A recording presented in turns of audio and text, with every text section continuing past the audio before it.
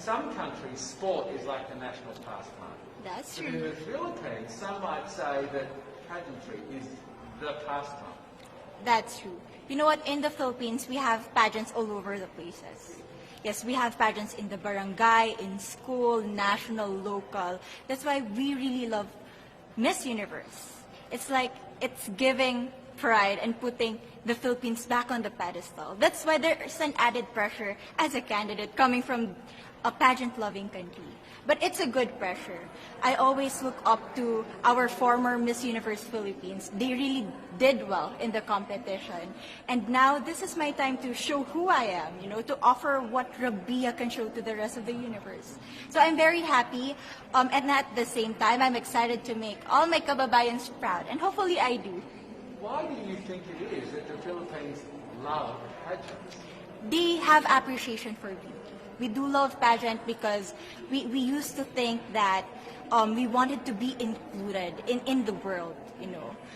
I have to be honest, in the Philippines, my skin color used to be not the standard of beauty. I was obsessed whitening my skin because these are the kinds of beauty queen we see on the mainstream.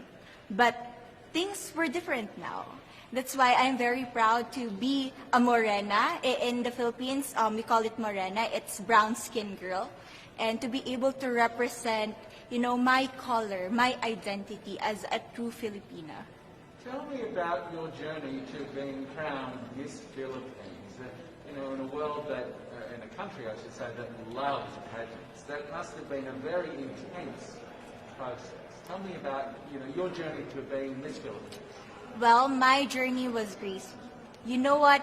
I started to be a dark horse. Nobody noticed me. Nobody knows I was in the competition up until the preliminary and the coronation night. And when I won, I received different comments. Of course, there were people who didn't expect me to do well, who think that I cheated. That's why I need to redeem myself in Miss Universe. I really need to do well in this competition. And the thing is, I love pressure.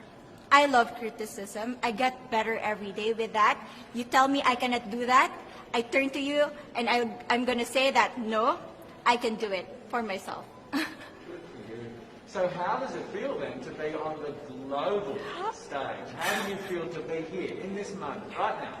It's crazy, but I'm overwhelmed with the support, not just from the Filipino community, but also from Thailand, Latin countries who do appreciate me as a candidate, as a person. It motivates me that I am beautiful, I can offer so much in this world, and when somebody believes in you, it gives you that extra energy to really do well and perform well. Do you have a sense with the girls, all of the girls competing, you're competing, but is there a sense of camaraderie with all of the girls? Is there a real spirit to, sort of motivate each other to do better? You know what? I have a different idea about Miss Universe. I thought it's going to be very competitive, in a healthy way, well, of course. But now I can see every girl helping each other, from fixing those hairs, from trying to zip up those outfits. It speaks of the closeness and the kind of camaraderie that we want to have. The goal of Miss Universe is not just to crown one girl, but also to build a genuine and long-lasting friendships among us. Would you say within the Miss Universe world, the contestants, is there a sisterhood? Are you sisters? There is sisterhood. I can say I was able to talk to different representatives from different backgrounds, different cultures. And despite our differences, there's so much to be highlighted in what binds us together. And that is because we want to empower women. We want to have our advocacies. We want to speak for the things that we love. And that's a celebration of women and the beauty that we have. So coming out of this week, obviously you would love to be crowned Miss Universe. Of course. And that would be wonderful, of course, for any of you. But what else will you take out of this week? What do you think you'll feel at the end of this week, regardless of the result? How will you be a different person? It's the growth and the development that I was able to have during preparing for this dream. I will be honest, there was a moment that I lost my identity. because I was put under pressure. I was in that position in which I feel like I'm not good enough. I'm not a good representative of my country, but I was able to bounce back stronger. And if I was able to do that for Miss Universe, I will be able to do that in life. That is my greatest takeaway from Miss Universe. Okay, so the Philippines have a huge amount of fans. Yes. I want you to give us a little bit of a message to the fans here and at home. But send a message. What would you say to all the fans in the Philippines?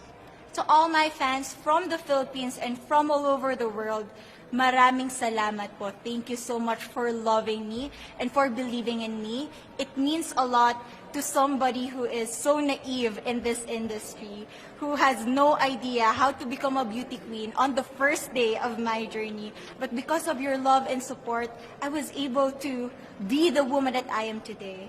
And regardless of the result, I may or I may not win the crown, but one thing is for sure, I'm gonna make you all proud.